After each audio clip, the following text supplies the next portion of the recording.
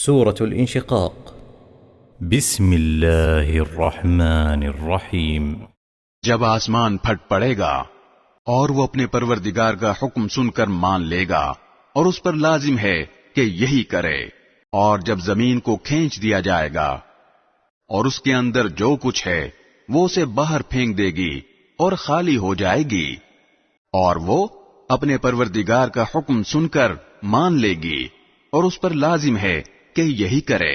اس وقت انسان کو اپنا انجام معلوم ہو جائے گا۔ اے انسان، تو اپنے پروردگار کے پاس پہنچنے تک مسلسل کسی محنت میں لگا رہے گا یہاں تک کہ اس سے جا ملے گا۔ پھر جس شخص کو اس کا اعمال نامہ اس کے دائیں ہاتھ میں دیا جائے گا اس سے تو آسان حساب لیا جائے گا، اور وہ اپنے گھر والوں کے پاس خوشی مناتا ہوا واپس آئے گا۔ لیکن وہ شخص جس کو اس کا اعمال نامہ اس کی پشت کے پیچھے سے دیا جائے گا وہ موت کو پکارے گا اور بھڑکتی ہوئی آگ میں داخل ہوگا۔ پہلے وہ اپنے گھر والوں کے درمیان بہت خوش رہتا تھا، اس نے یہ سمجھ رکھا تھا کہ وہ کبھی پلٹ کر اللہ کے سامنے نہیں جائے گا۔ بھلا کیوں نہیں، اس کا پروردگار اسے یقینی طور پر دیکھ رہا تھا۔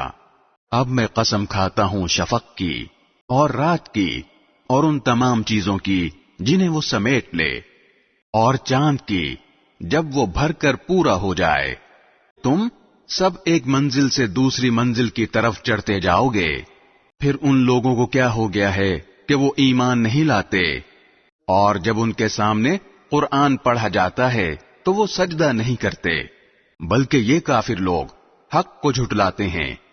اور جو کچھ یہ جمع کر رہے ہیں اللہ کو خوب معلوم ہے۔ اب تم انہیں ایک دردناک عذاب کی خوشخبری سنا دو، البتہ